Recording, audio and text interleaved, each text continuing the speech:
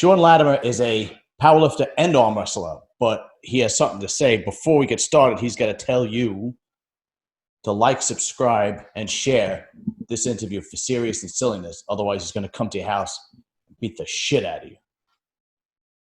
No? Well, I might show up at your house and empty your refrigerator. We can do that. But just remember, like and subscribe. But anyway, we're going to get right into it. So, Shawn, you were started off as a powerlifter, right? Yeah, I was into powerlifting from like 96 to 2008. That was like the peak years. It's coming back now. But it seems to be, that was like the peak years of equipped lifting, but it's starting to come back now. I got my West Side Barbell shirt on today because of you. You know? So well, you were a great bencher from what I understand, right? I did okay, yeah. My best bench was 905 back when that was impressive. Yeah, it was okay. Yeah. You know, just in case a truck runs over you and you need to get out of it. Really you know, I tell you, I was one of the cutting edge guys way back when, right? So I was, I think I was the fourth guy to bench over 800 pounds. Wow. And I think I was the fifth guy to bench over 900 pounds. Yeah. It's getting crazy though, because I had Tiny Meeker on last month, and he just he's an old friend of mine. Yeah, and he just benched 1125, and I'm like, yeah. Well, did you see what happened 2 weeks ago? No, go ahead, tell me. So Tiny's record got broken by Bill Gillespie at 62 years old. Get the fuck out of here. 1129 at 62 years old. You need to get that guy. Oh yeah, I'm definitely gonna. Bill Gillespie. Dude, all right, okay. What's going on with powerlifting? Because something's happening. Either it's the new shirts or something's happening because you don't. It's impossible to do that at 62 years old. Tiny Meeker's in his 50s. Yeah. So what happened? They came up with these new kinds of shirts, and they're a lot different material than what they used to use. Right. And it's funny to listen to because you got some guys who are adopting it really fast, and then you got some guys who are like, "Wow, that's not the way I did it." Yeah. Right. Whatever. If you were still doing it now, you'd be using that shirt too, right? Yes, absolutely. Because I know damn sure if I was still doing it, I'd have bought 3 of them. Yeah, there's no question. That's the way it is. So you got this new equipment and new technology coming out. You got guys who have a lot of knowledge and a lot of training under their belt and are able to use them real effectively. And all of a sudden, those top tier guys who are that good are that much better now. Because they've got all the training down, they've got all of the right stuff built over the years, and now they got new tools to use. Right. And it's exploded in the last year and a half, I guess. So it's big stuff. It's cool to watch. It is very cool to watch. But what happens is after so much time, I'm actually trying to look up the girl who has the bench press roller, Katrina. I can never remember her last name. Katrina Bielomisa. I think that's how you pronounce it. Okay. And she benched 612. And I'm like, how is this, happening? And the only explanation, because it is not it is not slow increments of, okay, every 10 years somebody breaks a world record. This is bang, bang, bang, bang. And I was like, it's got to be the equipment. Because well, it is.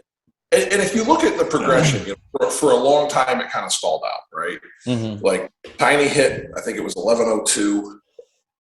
And that stood, it took him a long time to get there.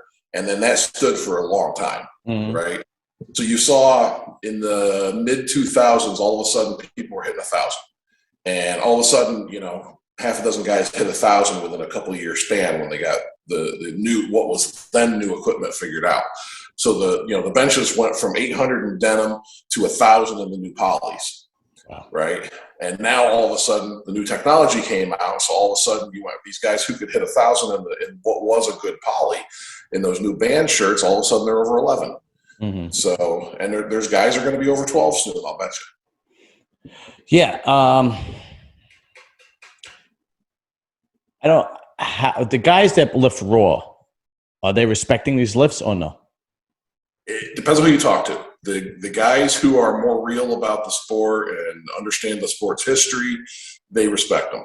Most of your raw lifters, though, raw has become more mainstream. So they're kind of looking at the stuff as a circus sideshow, right? And to an extent, it kind of is. I mean, it's kind of unbelievable. And, you look at it, you're like, really, dude, Yeah. And there's always the guy, well, I'd like to see you do Raw. Yeah. That's not what he's doing, though. He's trying to do what he can do equipped, and you're trying to do what you do Raw. It's really two different things. Yeah, yeah. And I had on Rita West, who is fantastic. Oh, she's an old friend of mine, too. Yeah, she's a fantastic human being. When she was powerlifting, her attitude was, well, if you're going to critique me, then I'm going to do both. And she used to bounce back and forth and do both, And I mean, she's awesome. She's done that. She's done bodybuilding. I mean, she has her own gym. She does. She turned pro inside of 2 shows as far as bodybuilding. She's a tremendous powerlifter, like one of the greatest women powerlifters ever. And she was just in a movie. Yeah. And you know what's funny? I met her in like 2003. And she was this tiny little person with no muscle whatsoever. Like a stiff wind would blow her away. Mm-hmm. Right? If you saw a picture of her then versus now, it's like 2 completely different people. Yeah. I mean, she didn't have all the tattoos, and she was this tiny little thing, and she had these little string bean arms, and she was trying to bench, and she weighed like 112 pounds.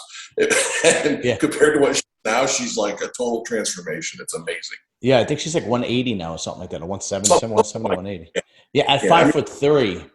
Yeah, yeah. It's funny. I almost got to get on my knees to hug her. So.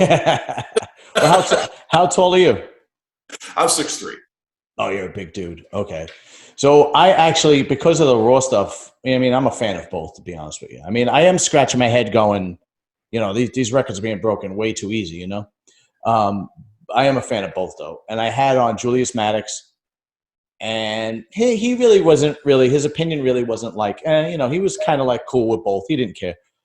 I had on Leroy Walker, and he's a true blue Raw lifter. He's like, he doesn't really, he wasn't shit talking it, but you could tell he was like, nah, I respect the Raw lifters. And I guess it's just to each his own. I understand both sides, right? Like, I understand both sides because, back in the 90s into the early 2000s, when baseball was all about steroids and guys were crushing home run records one after another, people were like, holy shit, Yeah. And that's kind of how I look at equipped lifting. It's like, what the fuck? Holy shit, this is amazing. And at the same, good. And the equipped stuff, you're going to see it move faster because the equipped stuff is a combination of the equipment and the technique. So as the technique evolves and the equipment evolves, it can move faster. Mm. The Raw is just pure human strength, right? So you've got to have, a genetic freak like Julius to be on that leading edge. Yeah. And there's only so many of those in the world. Yeah. So, no, you're right. And I can't wait to meet him in person because the people that I know that met him, have you met him in person? I have not, no. I follow him online everywhere, but I've never met him. Yeah, same thing with me too. I've never met him. Hopefully I'll meet him one day in person. I interviewed Bob Merck. Bob's a big boy, right? He's probably like 6'1", 6'2", or something around that. I don't remember how much he weighed, 270, something like that. He's a big boy. He said he stood next to Julius Maddox and he made him look like a child. Yeah, I can believe it. Yeah. So I can't wait because that means he's a building. That's what that means. Because if you got big guys saying, "Whoa, that's a big dude," that's impressive. Yeah, I mean, I'm 6'3" and I'm like 395. Wow. I think Julius is like 430, 440. He looks like 2 feet wider than I am. Yeah, he's yeah. So now you made the transition from powerlifting, which you were doing fantastic as powerlifting, and you probably would continue to do well if you would have stayed with it. But you made the transition into arm wrestling. Yeah, I got bored with powerlifting. I'd kind of been there, done that. And I had this long-term goal of benching 900 pounds, and I chased it for years and years and years. And when I finally broke it, it's like, okay, what's next? Mm-hmm. A couple guys had hit 1,000 at the time, and I'm like, do I really want to put myself through the ringer to try to catch those guys? Or, do I want to back off of this and save myself for my 40s? Yeah, right. And it was it just got boring to a point where I didn't really have a goal, and I was just kind of going through the motions and repeating the same lifts I'd done, and the excitement wasn't there anymore. And at the time, a coworker of mine, she was a former world champion arm wrestler, and she talked me into arm wrestling. Can I ask who that was? Nicole Sisko's her name.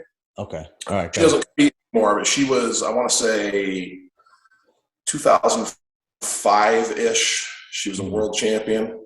And we worked for the same company, and she hooked me up with a coach that was local to me, and I kind of fell in love with it, and here I am almost 14 years later still doing it. Wow. So, and how far did you go with arm wrestling? let's see, I'm like maybe 6-time national champion, something like that. Wow. I got a bunch of state titles. I did some of the wall stuff. I did okay in a few of those. I've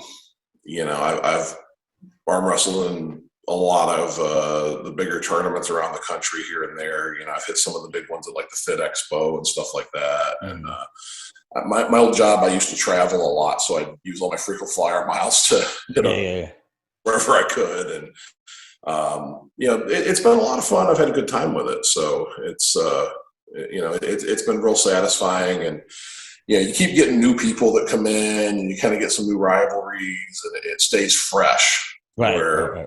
Powerlifting kind of got stale. So. Yeah. Well, speaking of rivalries, we'll just talk about the elephant in the room. That's an awful fall. Yeah, it's a terrible terminology, but terrible saying. But anyway, so I had Brandon Ellsessor on a couple of weeks ago, and he is just coming off a big win against Travis Bajan. And I said, who do you want next? And he called you out. Yeah, I saw it. So to begin with, that was like the weakest call out in the history of call. Right? It was like, Mr. Lattimer, sir, if you would be kind enough to arm wrestle me, I would really appreciate it, but only if you're okay with it. Yeah, it was pretty weak, right? He seems like a super nice guy, and I interviewed Mike Grimaldi, and he said he seemed nervous, so that might not have been the real Brandon I had on, Yeah.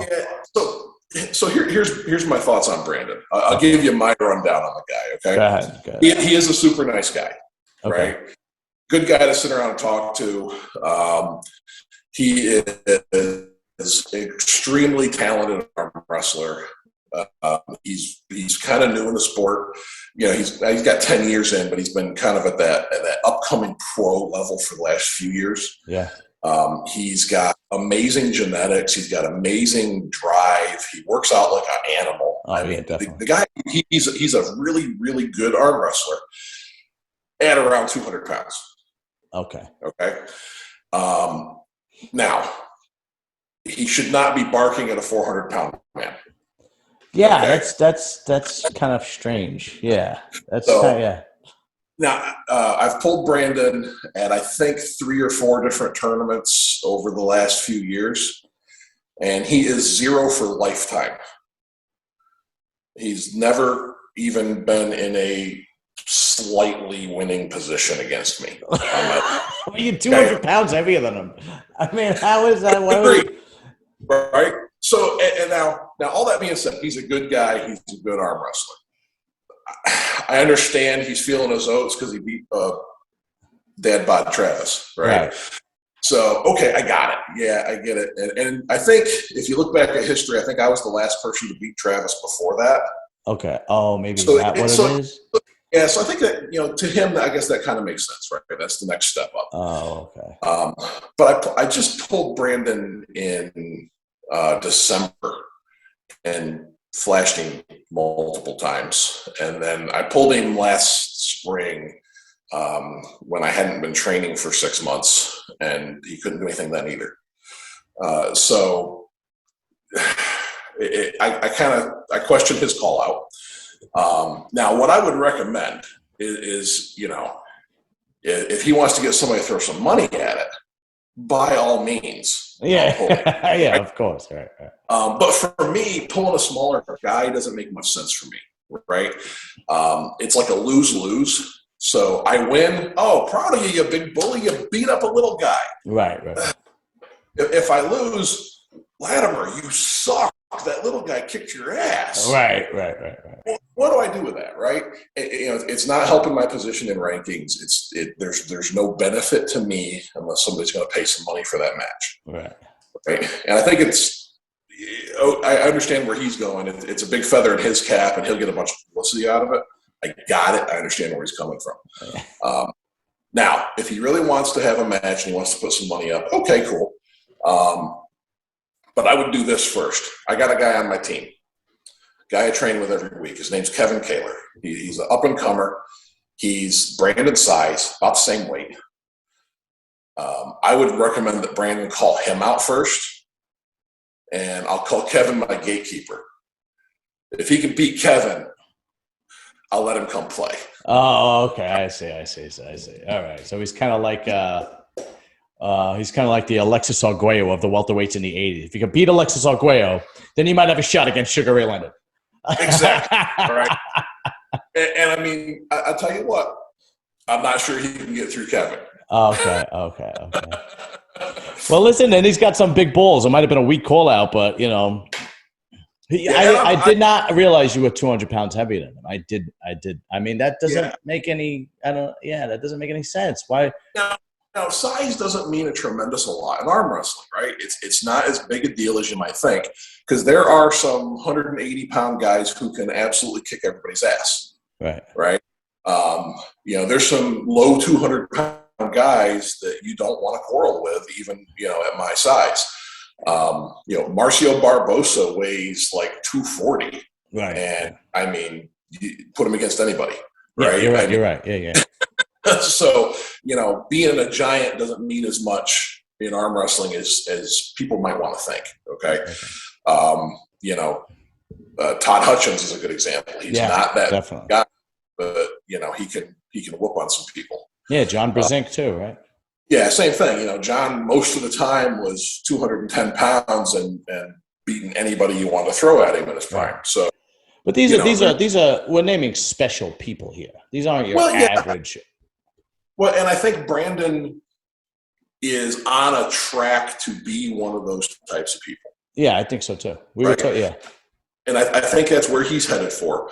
I think he needs a little more fine-tuning. He needs a little more time. And he's going to be, that next generation of superstars. The up-and-coming guys like, the Paul Lynn. And I put him in with that group. And those are the guys who are kind of the relatively newer people in the sport. Mm-hmm. They're that next generation of superstars coming up through the ranks. And they're on that cusp of breaking out where they're going to be the guys. So, I give them all props for that. Just don't come play with my left arm. Well, when did you beat Travis? September of 2020. Okay. There was a big tournament over near Harrisburg, Pennsylvania. I went over. I hadn't really been training a lot. I injured my right arm in July of 2020 pulling Mike Aiello down Atlantic City. And my right arm was so messed up I could barely use it. So I wasn't really training much because I couldn't really lift it. I couldn't load a bar, let alone lift it. So I was on the table a little bit, but I wasn't lifting at all. A bunch of the guys from the team went to the tournament. I went over with them. I jumped in on the left side, and Travis jumped in because he wanted to make sure I couldn't win. And that's a quote from him. But why? Why did he want to make sure you didn't win? Me and Travis don't get along. Okay. To put it mildly. Yeah. I'm not gonna. You're not the only person. Let's put it that way. Very true. So he got one win on me partway through. I came back to the finals and beat him twice. Mm-hmm. Mm-hmm. So and of course, then he went online on every podcast he could get on and talked all kinds of shit about how, it wasn't a real good win because he wasn't trained up and this and that and the other.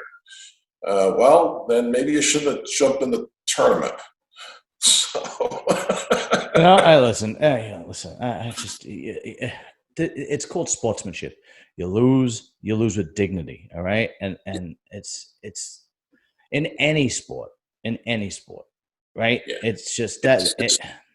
Yeah, that kind of stuff drives me nuts. Yeah. You know, I'll talk some shit with guys once in a while, right? It's just having fun and you shooting the shit. Yeah, I mean, that's no big deal.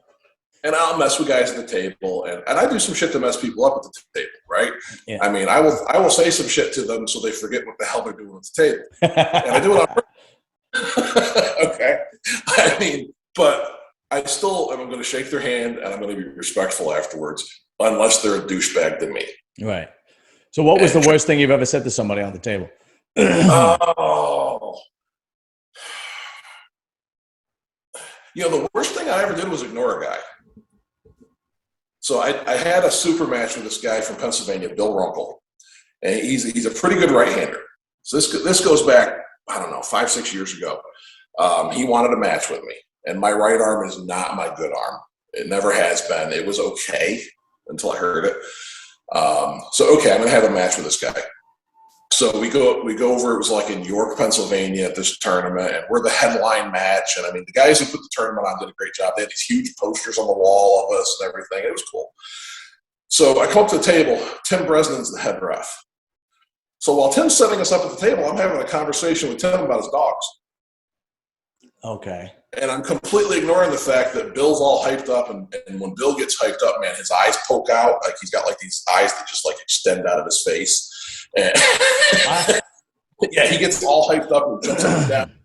You know, he's got his eyes pop out. He turns red. He's all having a fit, and I'm talking to him about his dogs because I can't even. I ain't got time to acknowledge the fact that I even have an opponent. And it upset him so bad that his entire game plan just fell out of his ear. He didn't even know what he was doing. I beat him 3 times if he wasn't there. All right. So, okay. If the guy is, I mean, that doesn't really, I used to compete in bodybuilding, and it's nowhere near the same. But if there was somebody who I was concerned about backstage, him ignoring me would be the best case scenario for me. Right. But a guy like that who's revved up and ready to go, and I just don't care. Right. And it deflated him. And me and Bill are friends now, right? Yeah. But it was funny because it just deflated him so much that I was just disinterested. Yeah. Right.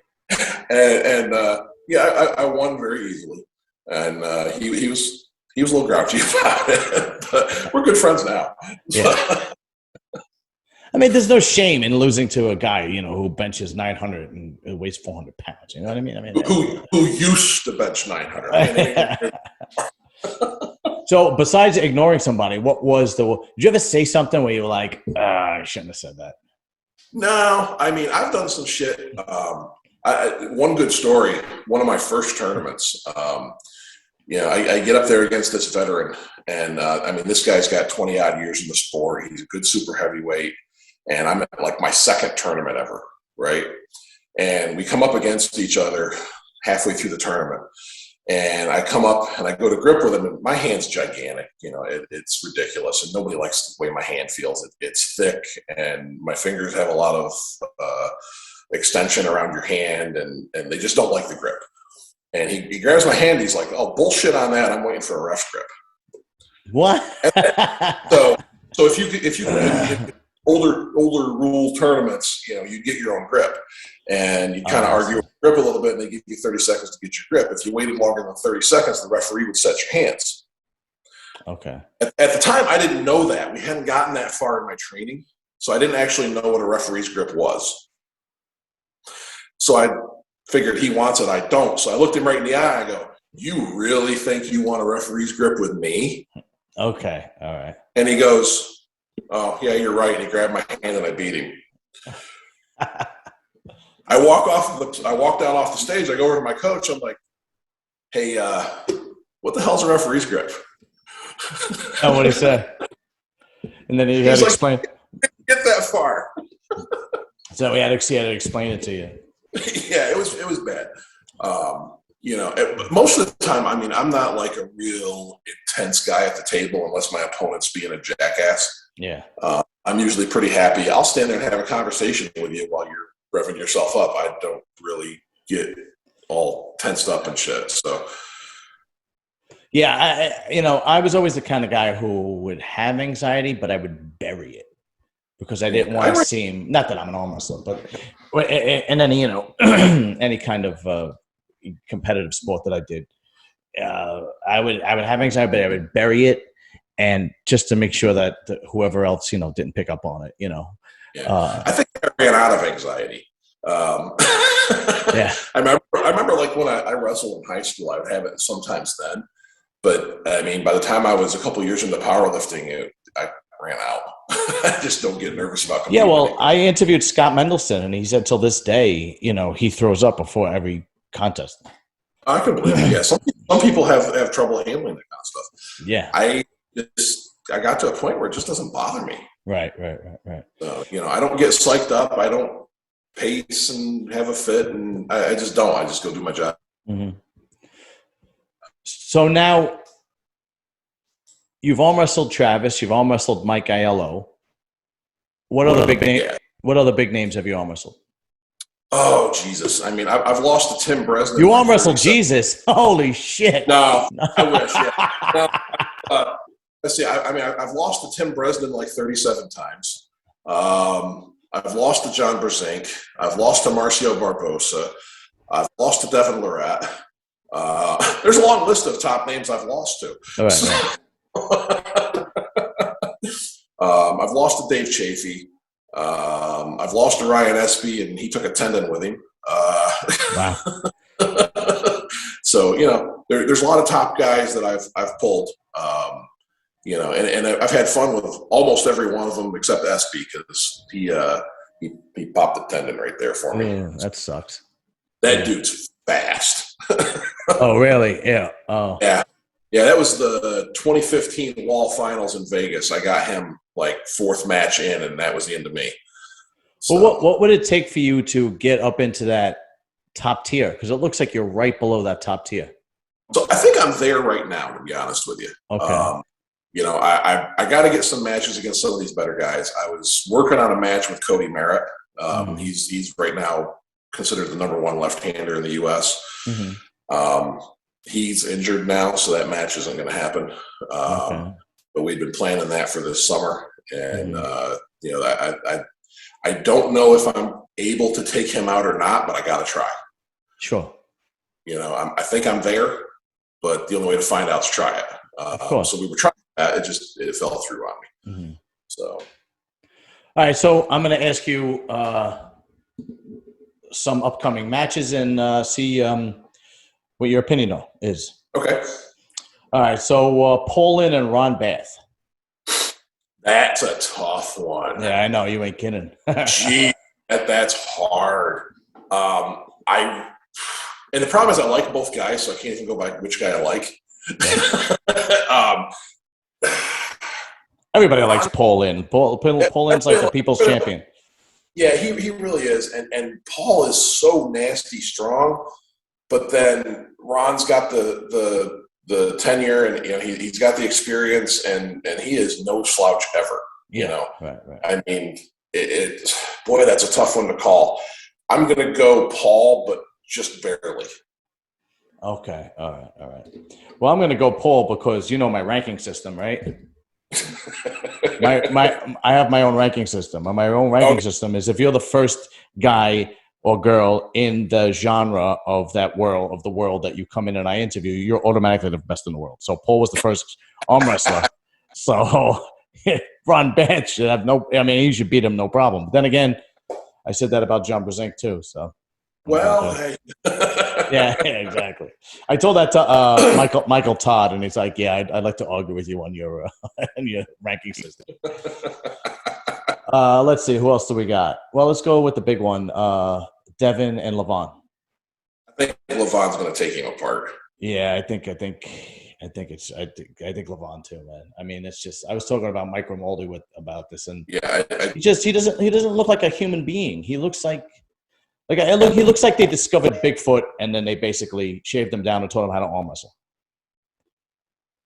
Yeah, it is kind of. I mean, the guy is enormous, and I just don't see Devin having the horsepower to stop him.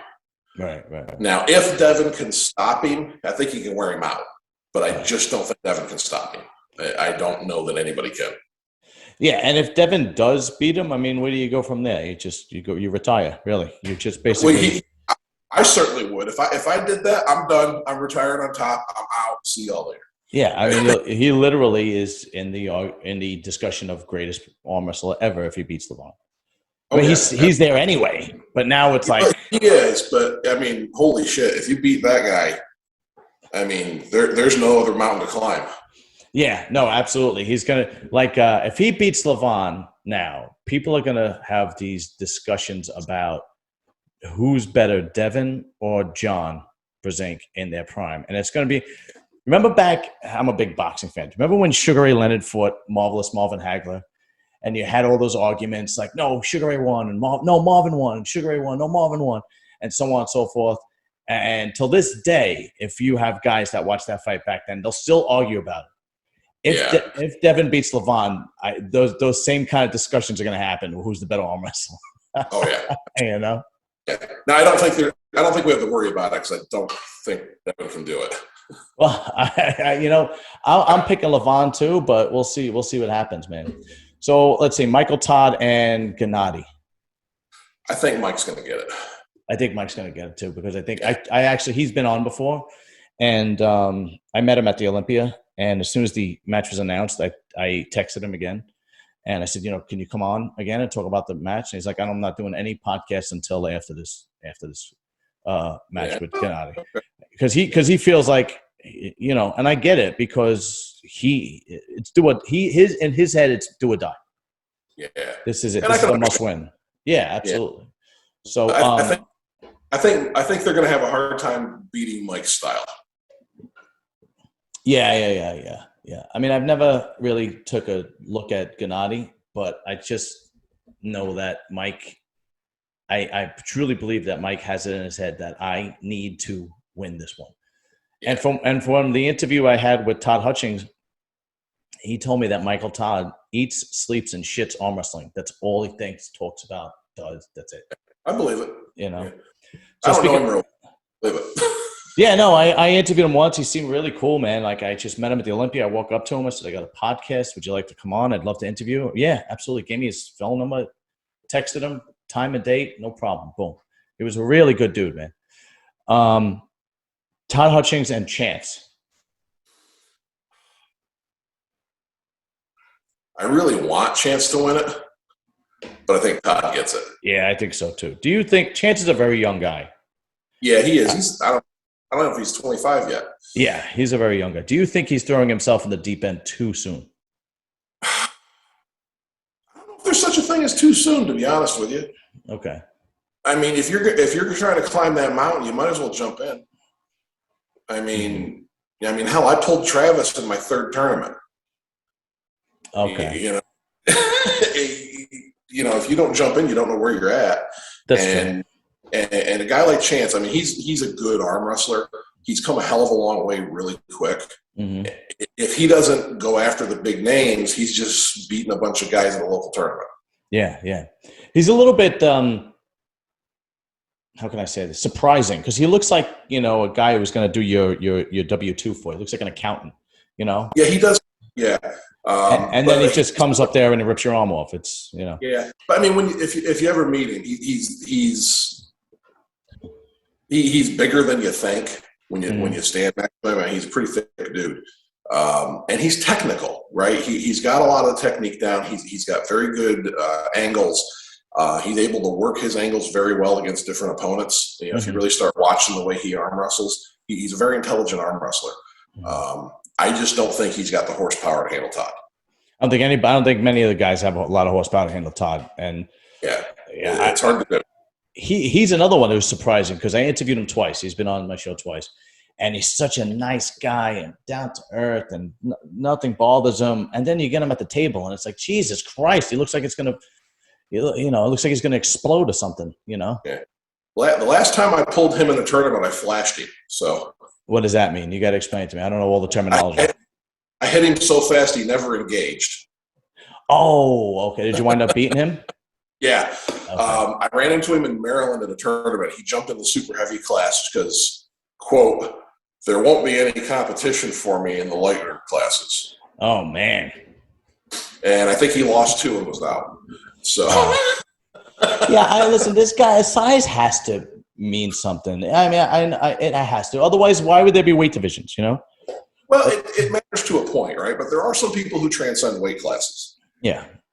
And Todd's one of them, right? He is good enough that he can throw down with all but the absolute elite super heavyweights. Mm-hmm. So, I mean, he is that good. And he really can transcend weight class. So it doesn't really up against, I don't think weight class matters to a guy like that until you get to the really extreme elites. So now, do you follow the women at all? A very little bit.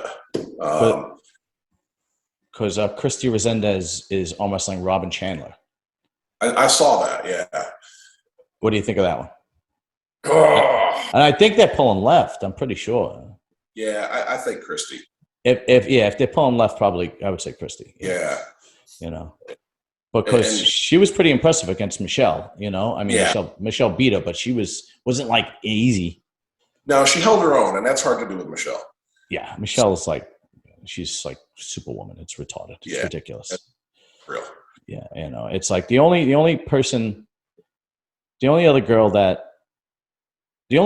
two other girls that really impressed me like Michelle is Gabby, of course, because she's like the GOAT of women's arm wrestling. Oh yeah. And Nancy Locke, because she's like a 90 pounds. Yeah. you know, she doesn't look strong at all. And then it's like, she just kills people. Yeah. I met Gabby 4 or 5 years ago. She came to one in Orlando, and I didn't know who she was. I don't think she'd really been out much on the international scene, so a lot of people didn't know who she was. And like, I met her and I shook her hand, and I wasn't sure I was going to get my hand back. That's okay. I mean, I thought she was going to break my fingers off. And trying very hard. So. Well, when I interviewed Robin, she had pulled her in some tournament. I don't know where. I'm not sure, but she said in between she was arm wrestling guys like for shits and giggles. Yeah. Mm-hmm. You know, and then she still beat Robin. It's like, wow, she's just a special person. You know what I mean? Have you ever watched some of her training videos? Yes, I follow her on Instagram. It's retarded. Oh my God, with the climbing the ropes and stuff, I don't know how the hell anybody does that. Yeah. And she's strong. You gotta see the weight she puts up. She's fucking strong. Oh yeah. I mean, scary strong. Michelle works out like a nut, but it's a little different. It's more of a new age kind of, I don't know how to say it, more of a CrossFit kind of crazy, hardcore, intense workout kind of thing. Yeah, I think she's like more endurance based. Yeah, that's it. Yes. The way she's training versus I think Gabby's like all out ridiculous power. Yeah. No, it was to watch her is pretty impressive. That's for sure. She makes it look easy, you know. And then she beat Marlene Kleinsmith and won like her 20-something world title. Yeah. You know, and I said to her as I had her on, I said to her, what do you do with all because she wins right and left. You know, so she comes home with 2 gold medals every time she goes. So it's like, how many do you have? You have like 50 first place medals. You know what I mean? Because she's been winning since she's 14 years old. So what do you do with them? Do you just like throw them in a pile? You know what I mean? I don't know. I got all my stuff on display. So. Oh yeah. That's right. Yeah, there you go. That's it. I'm telling you. So what's the future for Shawn Lattimer? Oh, I got a few things planned. I'm doing. There's a local tournament near Philadelphia in March. Oh yeah. I might be going down there actually. The Winter Blast. Yeah, so I might be going down there because it's not that far. It's maybe an hour and a half. I'm in Jersey, so it's maybe an hour and a half. I'm in the South, so I'm down. I'm right near Philly. Oh, great. Okay, perfect. Yeah. And then there's one in April out in Vegas. It looks like it's going to be pretty good. So I'm going to go out there. I get to pull some different people up out on the west side. So that'll be fun. Any excuse to go to Vegas, dude. Seriously. Well, yeah, pretty much. Yeah. I mean, I've been out there for quite a few years. I think it was like 2015 was the last time I was out there. It is always if you go to Las Vegas, and I don't care if you go with your friends or if you go with your wife or whatever, if you go and you don't have a good time, there's something wrong with you because it is. Yeah. And your definition of a good time doesn't matter. So what I mean by that is there are times like when I was younger and I used to go with my friends and used to party all the time. It was a blast. Now when I go with the wife and we sit by the pool and we day drink and then we go shopping and then we go see a show and we go to dinner, it's still a good time. It's just not as crazy as when you're young, you know? Yeah. Mostly I just want to go back to the heart attack grill. So yeah, I don't blame you. Yeah. But you gotta be how much do you have to weigh to eat free there? It's over 350 for free. And they don't know what they got their work cut out for when you go there, right? So yeah, the last time I went there, it was me and a guy who weighed like 502. Mamma mia. Went together. And, of course we went in, we waited, and we ate for free. But they got this deal there where if you don't eat all your food, they got to spank you. What? I never ate there. I just walked by and took pictures of it. So they've got, they actually will spank you with a wooden paddle if you don't eat all your food. Okay. Right? So there's this one waitress walking around in there, and she's a little person. Mm-hmm. And she's gorgeous. And they tell me I got to be spanked. I'm like, okay, can I pick who does it? Oh, yeah. And they're like, oh, yeah, sure. I'm like, I need her. Yeah. And they're like, why? I go, bucket list. Yeah. Why? Because first of all, she's like a flea. She could.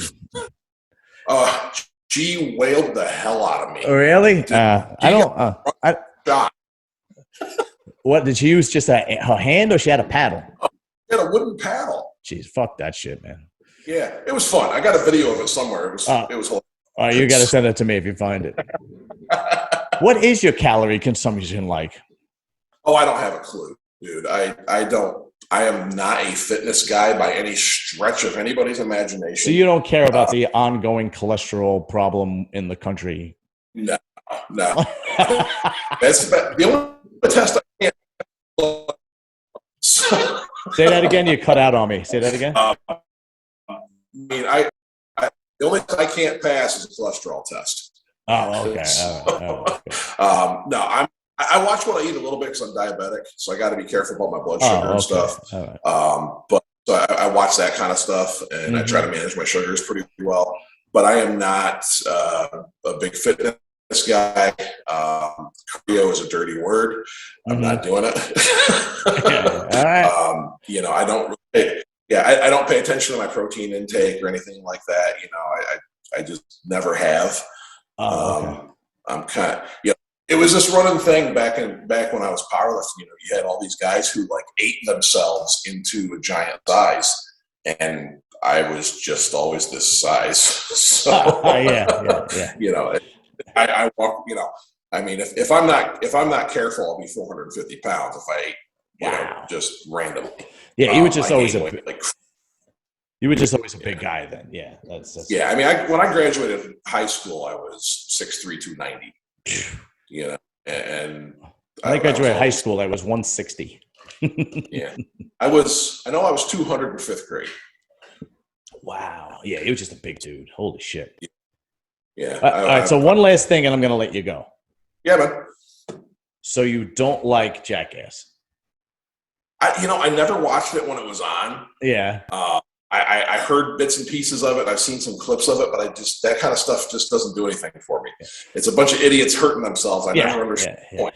So so for whoever didn't see the Brandon Ellsessor video, what happened was he looks just like a guy on Jackass. I forgot the guy's name. I don't remember his name. And except that Brandon looks like, a jacked up version of him. He's all, because Brandon's all fucking muscle, right? And I sent you didn't know the reference, so I sent you the video of when they tied pulling the tooth out with the Lamborghini or whatever it was. Yeah. Did you at least think he looked like him? Oh yeah, you're right. He definitely looks like him. Yeah. Yeah. I don't know if that's unfortunate for Brandon or not. It looks just like him. I know. And then what did you write back to me when I sent it to you? I don't remember. You said like something like that. It's fucking stupid, man. I can't watch that shit. Yeah, I don't know. Stupid comedy doesn't do anything for me. All right. I got you. No. To each his own, brother. All right, listen. Shawn, I'm gonna let you go, man. I really appreciate you coming on. Yeah, no problem. It was fun. And I hope Brandon answers you. I hope he gets his balls up and he says, "All right, I don't care how much you weigh. We're gonna do this." Well, he's welcome to come find me in a tournament. Okay. And he can lose again, and that's fine. Mm-hmm. But if he really wants a challenge match, he's going to have to show something. He's going to have to cough some money up, or he's got to come beat Kevin. So he's got a way to do it. He's just got to come. One day I'm going to make a lot of money from this YouTube shit. And then one day, I swear to God, one day it's going to happen. I swear. One day I'm just going to break through, and then all of a sudden I'm going to be like a Jake Paul or something like that. Only I'm not going to fight anybody. And then I'm going to sponsor my own, and I'm going to say, oh, this guy wants that guy, and then I'm just going to have major super matches. But I need money. It'd be good time.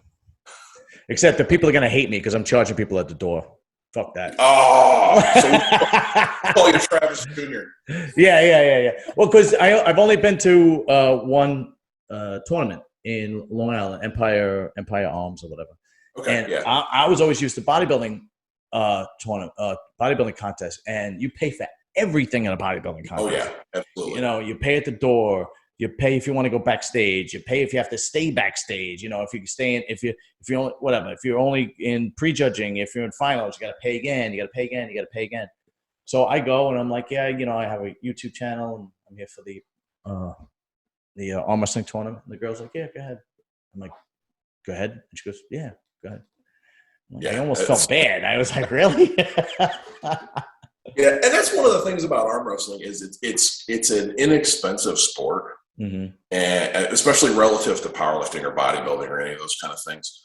And it fits the blue collar mold a lot better. So you get a lot more regular people in arm wrestling, and you don't have, all these elitist types who are, worried about making money and being better than everybody else. That's why a lot of your arm wrestlers are just good, normal people, because it's an inexpensive sport for people who don't necessarily have a ton of money to spend, and we can still go out and have fun and then get drunk afterwards. It's the God's honest truth. It really is. I wish I would have found it before bodybuilding. I really do.